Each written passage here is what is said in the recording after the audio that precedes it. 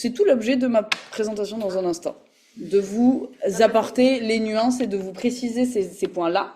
Et après, du coup, l'idée, c'est que à l'échelle de vos groupes, vous puissiez pratiquer sur cette question de la modélisation par rapport toujours dans cette idée de rangement de toutes vos données et de restituer les résultats que vous avez trouvés intéressants. Donc, je vous introduis ces deux notions de persona et d'expérience map avec des exemples. Et après, je vous redispatcherai en groupe. Sur la fin de journée, vous aurez juste le temps de faire un petit peu votre to-do, déjà de vous rencontrer à l'échelle de votre groupe, de votre nouveau groupe, et de faire un peu votre to-do de qu'est-ce que vous avez envie de faire demain matin. Ok?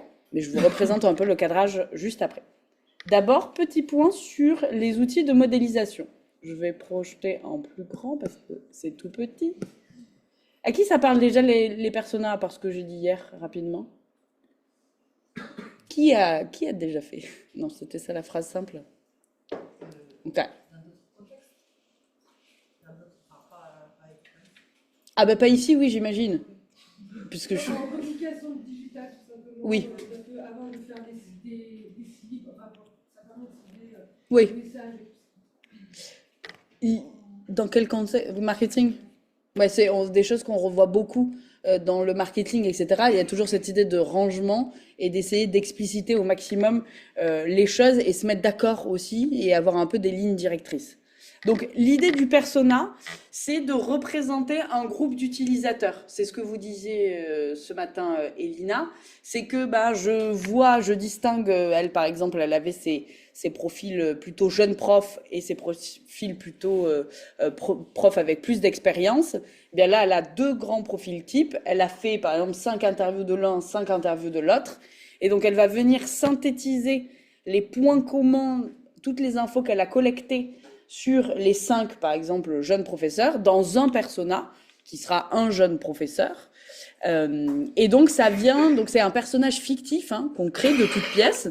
Alors, juste pour que ça parle à tout le monde, en règle générale, on lui donne un peu une matérialité. C'est toujours intéressant, on trouve une photo au pif, qui trouve qu'il parle bien, et on lui donne un prénom, on lui donne un âge, etc. C'est autant d'informations qu'on nous donne. Donc vous voyez, là il y a plein de petites informations. Après, en fonction de votre projet, vous adaptez. Il y a plein de templates qui existent. Mais donc vous donnez des infos par rapport à ça. Ce qui est surtout important, donc après, c'est de retrouver finalement par rapport à votre persona, quels sont lui ses objectifs par rapport à ce sur quoi vous le questionnez, ses peurs, ses attentes, motivations, ou encore ses frustrations ou ses freins. C'est des axes que vous pouvez avoir, mais après vous pouvez un peu construire le persona tel que vous l'entendez en fonction de vos enjeux. Par exemple, nous dans le digital learning, en fait, quand on peut faire des personas pour un nouveau public cible auquel on veut adresser une formation. Donc on fait des hypothèses par rapport à ce public cible. Et nous, ce qui nous intéresse particulièrement, il y a 3 questions directrices qu'on se pose pour chacun de nos profils types. C'est quel est son rapport à l'apprentissage? Parce que du coup, on va le remettre en situation d'apprentissage. Donc ça nous intéresse de savoir déjà quel est son rapport dans l'apprentissage. L'autre axe, c'est quel est son rapport aux outils numériques, parce qu'on fait de la digitalisation, donc il y a possiblement des freins, des motivations par rapport à ça. Et le troisième axe qu'on creuse, c'est quel est son rapport au sujet auquel on le forme.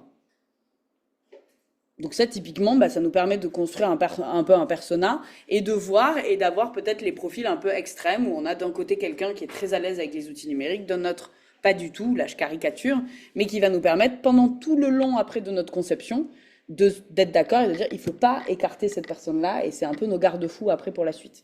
Mais donc là, ça va venir, l'idée c'est vraiment de, cet outil-là vous permet de représenter donc vos outils, et donc c'est sur la base de toutes vos données. Donc ça peut être, là vous allez avoir des entretiens en entrée, mais ça peut être aussi des questionnaires, des choses comme ça qui viennent nourrir la donnée. Et après vous pouvez enrichir, c'est ce que on vous montrait dans cet exemple-là, justement avec des petits verbatims, etc. S'il y a une phrase qui est vraiment marquante, un peu clé par rapport à un profil utilisateur que vous trouvez représentatif, vous prenez de un des interviews cette phrase-là, ou c'est une phrase un peu similaire qu'on retrouve un peu partout, vous la mettez et ça vous permet de vous réancrer et de vous... Là, c'est un exemple vraiment qu'avait fait Elina dans le cadre de sa restitution auprès de son commanditaire sur les profs, qui permettait vraiment de... Voilà, elle rajoute même, elle, ce qui est un peu intéressant, c'est un petit chapeau qui permet de donner vraiment vraiment la vision et qu'est-ce qu'elle incarne, cette Elisabeth en question. Une petite question. Oui. Juste pour comprendre. Est-ce que Persona, on l'établit après, à la suite des enquêtes ou avant? Après. Après, ça veut dire que c'est par rapport à tout ce qu'on a pu... Normalement, c'est après. C'est à partir de toutes les données qu'on a récoltées. Ça nous permet de synthétiser, de vraiment venir sur la base de plein de données, simplifier tout ça, d'avoir un dernier truc schématique, parce que du coup, vos commanditaires, ils ne vont pas aller se replonger dans toutes les interviews. Eux, ce qui les intéresse, c'est quelque chose de mâché, en fait. C'est vraiment de la digestion. Là, vous venez de digérer toutes les données que vous en entrez, et une manière de donner ces données en entrée avant d'interpréter, c'est de le synthétiser de cette manière-là. Ça n'empêche qu'un détournement possible de cet outil de persona, c'est de le faire sur la base d'hypothèses quand on n'a pas accès du tout à son public cible. Et donc on peut se dire, je me donne comme hypothèse ça, ou ça, c'est pas, j'ai pas eu accès directement à mon public cible, mais de ce que me dit mon commanditaire, parce que ça reste qu'un outil, j'en fais ces hypothèses-là, ça n'empêche que c'est pas basé sur tes données en entrée. Est-ce que c'est clair, cette subtilité-là ?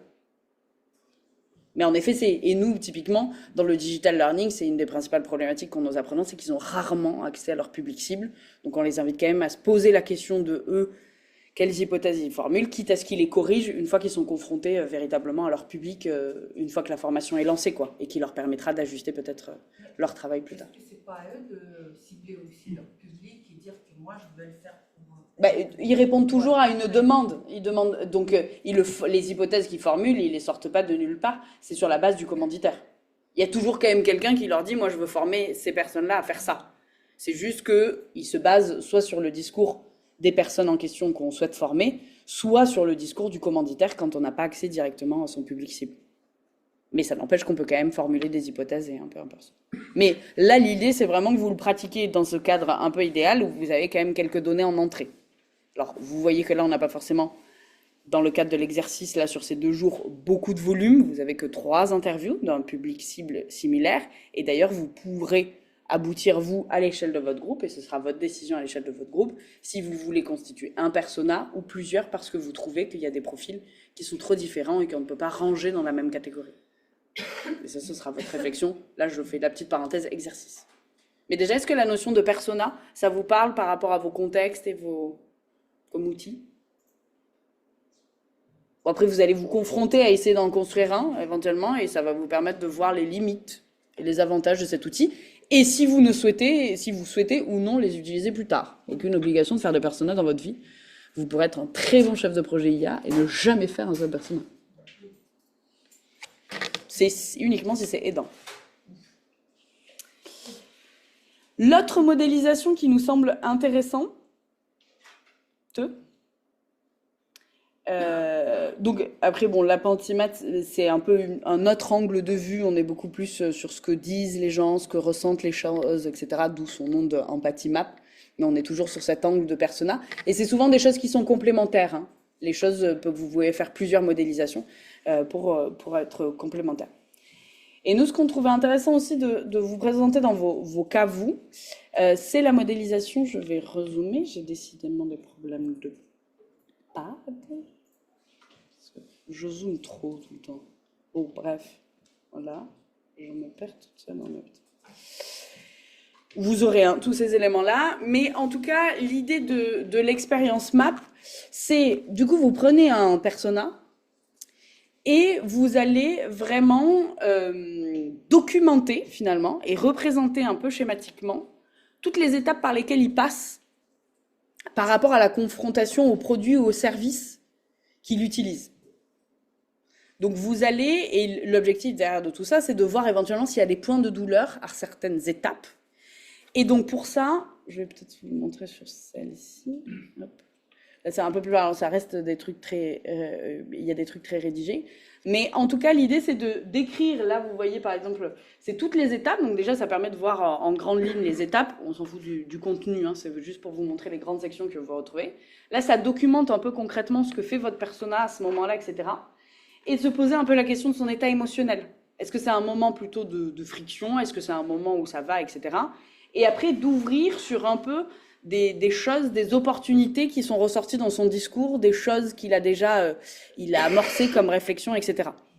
Mais c'est cette idée de schématiser toutes les étapes par lesquelles il passe et qu'est-ce qu'il fait à chacune des étapes par rapport au produit ou au service qui est proposé. Vous, dans votre cas, là, par exemple, ben, c'est sur cette tâche qu'il a à faire d'évaluation. Vous pouvez documenter par les étapes par lesquelles il passe et par rapport à chacune de ces étapes-là, documenter son état émotionnel, les difficultés, etc. Et synthétiser finalement l'expérience-là qui permet visuellement après de se dire, ok, ben, en fait, il faut... Là, typiquement, on se dit qu'il y a peut-être un problème au milieu. Autant au début, ça allait, quoi. Et à la fin, ça va un petit peu, puis ça se retend. C'est plus pertinent de faire ça avec un persona en tête et pas juste un utilisateur anonymisé. Oui, voilà, ça reste quand même. Après, là, je vous parle du contexte idéal et après, vous pouvez détourner les usages de tout ça.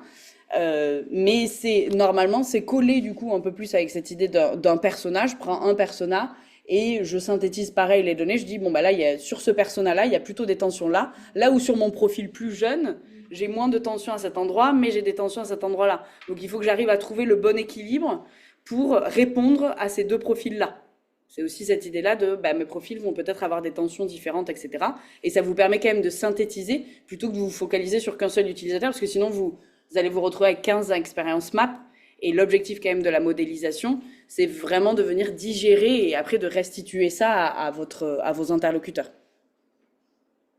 Puisque du coup, après, sur la phase d'interprétation et de restitution, l'objectif, c'est que vous allez mettre l'attention sur ces documents-là à votre interlocuteur sur les points qui sont vraiment importants.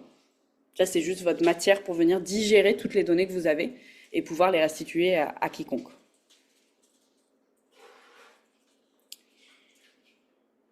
Voilà.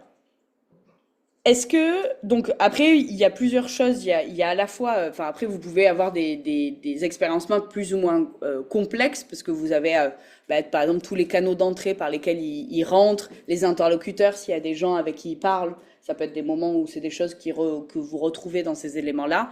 Et c'est vraiment ce truc d'à la fois les actions qu'il fait, avec qui il interagit, avec quel outil il interagit à chacune des phases, et derrière, voir un peu son état émotionnel. Ok? Est-ce que cette deuxième modélisation vous parle?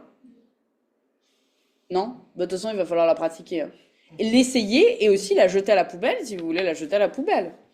Si ça ne vous parle pas. Et vous pouvez faire vos propres schémas, etc. C'est juste ce sur quoi on veut vous amener, c'est qu'il y a quand même un moment donné où il faut que vous digériez pour pouvoir restituer à d'autres vos données tout en n'étant pas déjà dans l'interprétation.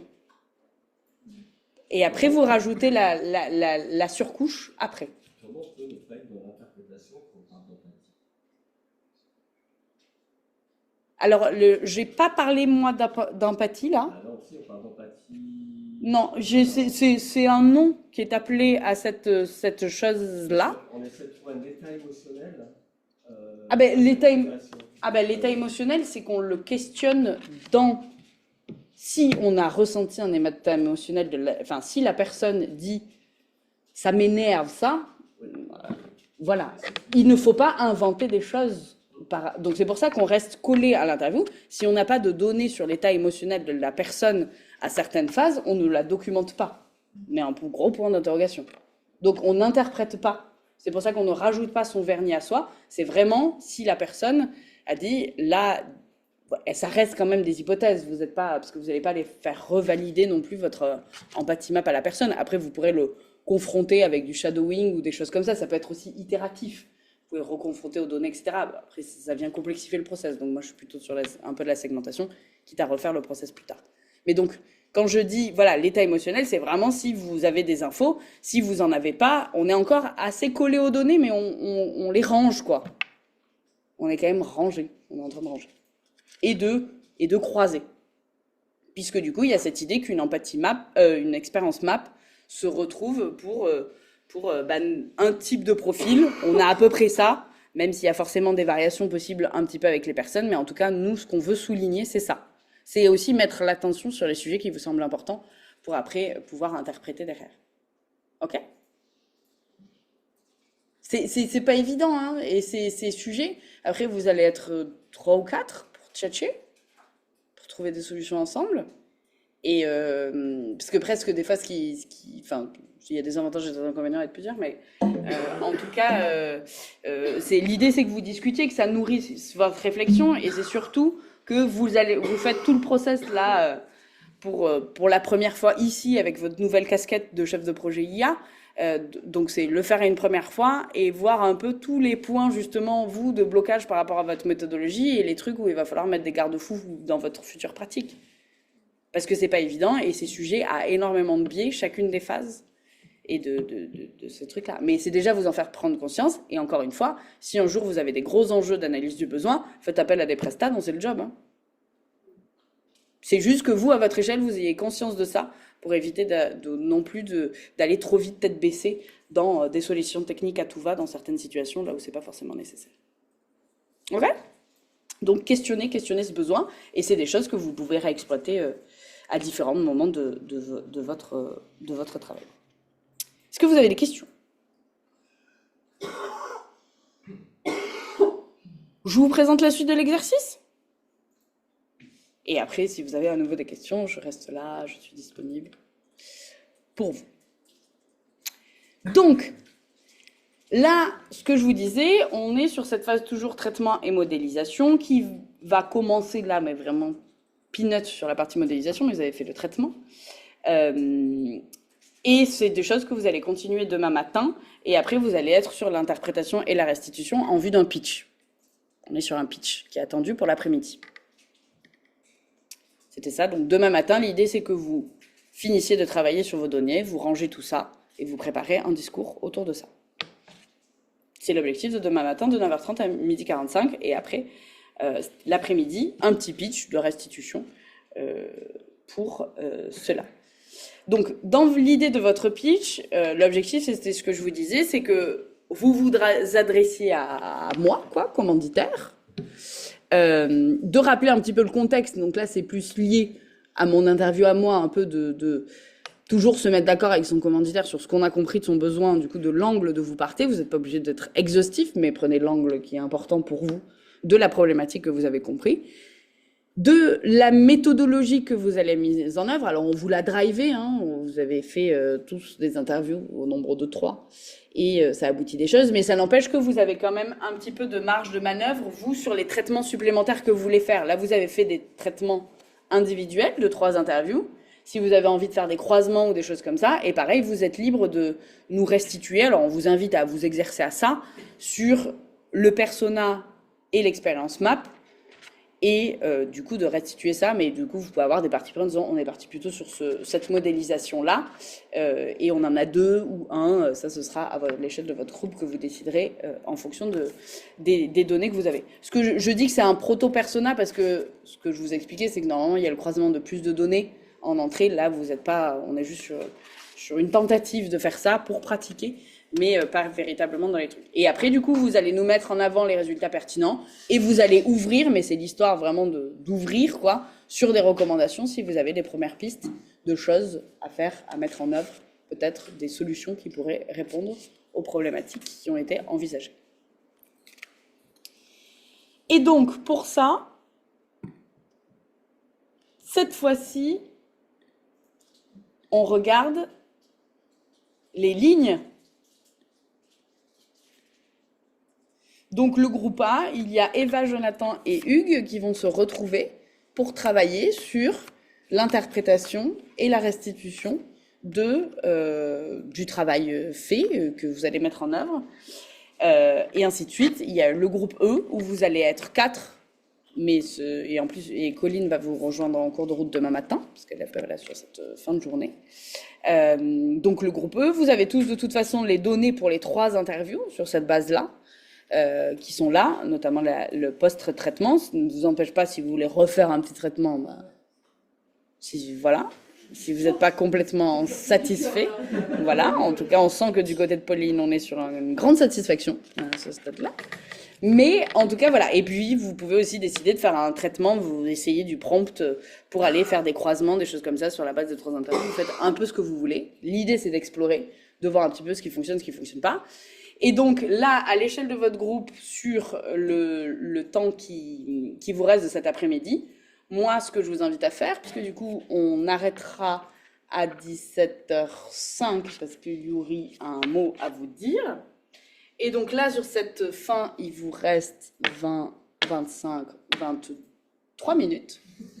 23 minutes, c'est de vous dire un peu, vous, à l'échelle de votre groupe, quels sont les petits traitements que vous voulez encore faire demain. Des petits traitements supplémentaires sur la base des données, etc. Ce qui vous inspire un peu sur la modélisation, les trucs que vous aimeriez, voilà. Mettez-vous d'accord sur ça, ce qui vous permet d'avoir un petit peu votre to-do de demain matin, en se disant que l'idée, c'est que demain matin, il y a encore 1h30 sur faire des bidouilles, travailler la modélisation, etc. Et après 1h30 sur le pitch. C'est à titre indicatif, vous vous organisez bien comme vous voulez demain matin, mais je serai en votre support pour vous. Mais quand même, pensez à préparer à un moment donné votre pitch, parce que ça se prépare un petit pitch. Il y aura 5 pitchs ou 3 pitchs? Et bien du coup, il y en aura 5, puisqu'il y a 5 groupes. Donc là, maintenant, on passe en groupe ligne. Exactement, donc on est sur des lettres. Avant, on était sur des chiffres, 1, 2, 3. Là, on est sur des lettres. Donc, le groupe A, il y a Eva, Jonathan, Hugues. Le groupe B, il y a François, Dervillon, Young. Le groupe C, il y a Lyudmila, Laurine, Sorour. Le groupe D, il y a Silver, Hélène, Christophe. Le groupe E, Stéphane, Pauline, Colline, Fabien. Et Colline arrive demain matin, mais vous avez quand même les bases de traitement de son groupe, et si vous pouvez taper sur l'épaule de quelqu'un d'un membre du groupe si vraiment vous avez une question. Dans tous les cas, elle a participé à l'interview et elle pourra en discuter aussi avec vous demain. Mais mettez-vous d'accord sur votre méthodologie de travail, et je vous laisse tranquille puisqu'il est 44, donc vous avez maintenant 21 minutes. Oui. Désolée, je suis un neuromaster là, mais là, du coup, on passe sur l'interprétation. On passe déjà sur se mettre d'accord parce que vous allez peut-être avoir des traitements que vous voulez encore faire à l'échelle de votre groupe. Parce que là, c'est la première fois que vous vous rencontrez avec 3 personnes qui ont fait des interviews différentes. Donc, mettez-vous d'accord sur qu'est-ce que vous voulez faire comme petit traitement supplémentaire, si vous êtes satisfait ou non des traitements que vous avez fait à l'échelle de votre groupe d'interview. Mettez-vous d'accord un peu sur les méthodologies, ce qui va vous permettre de finir demain matin le traitement. Et demain matin, après, vous ferez interprétation et restitution. Prépa de la restitution. Ok ? En fait, l'interprétation, c'est finalement la préparation de votre restitution, et l'après-midi, vous restituerez. Ok ? Et je suis à votre dispo. S'il y a la moindre incompréhension, inquiétude à l'échelle de votre groupe, vous me sonnez en criant. Et c'est jusqu'à 17h05 parce que Yuri veut vous parler. Ah oui, il a un problème. J'aurais dit 17h15, c'est pour ceux qui voulaient. C'est pas... Ah, c'est pas obligatoire pour tout le monde. Ah, pardon, je savais pas. J'ai pas trop, donc je resterai pas. C'est moi qui ferai. Si tu veux laisser plus de temps, tu peux. Sinon, si tu es pas là-dessus, ouais. C'est que je vais leur faire tester mon extension pro, tu sais, sur les données personnelles. Ah, ok. Et c'est en plus pour ceux qui voulaient. Ah, ok. Mais tu leur as écrit ça ? Ouais, sur Ah, pardon, je l'ai pas vu. mais c'est moi, j'aurais dû le lire. C'est à toi de voir si ceux qui sont crevés et que finissent dans ça. Ce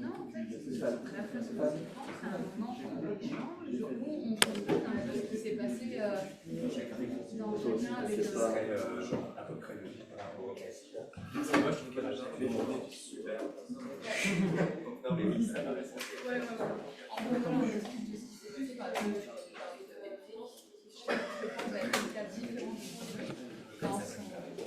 N'hésitez pas à prendre les petites salles, hein, si vous voulez vous mettre à l'aise.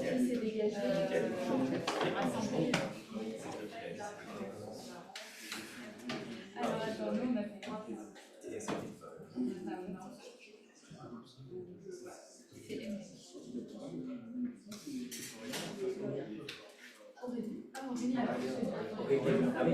oui, il y a qu'une femme. Il a droit d'être interviewé. Oui, oui. Moi, c'est vrai que C'était Elena.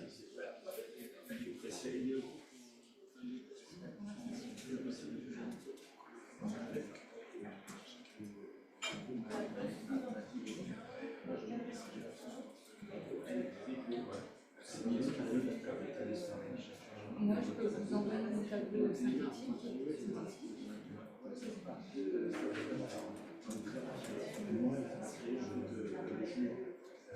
formation de philo. Je lis des trucs.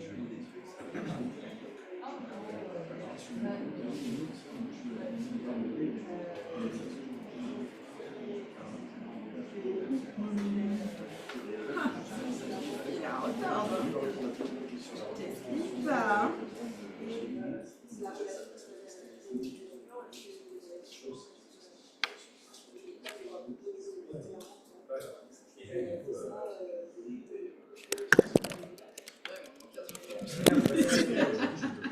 Mais bon, par déduction, je devrais m'en sortir. Ah, vas-y.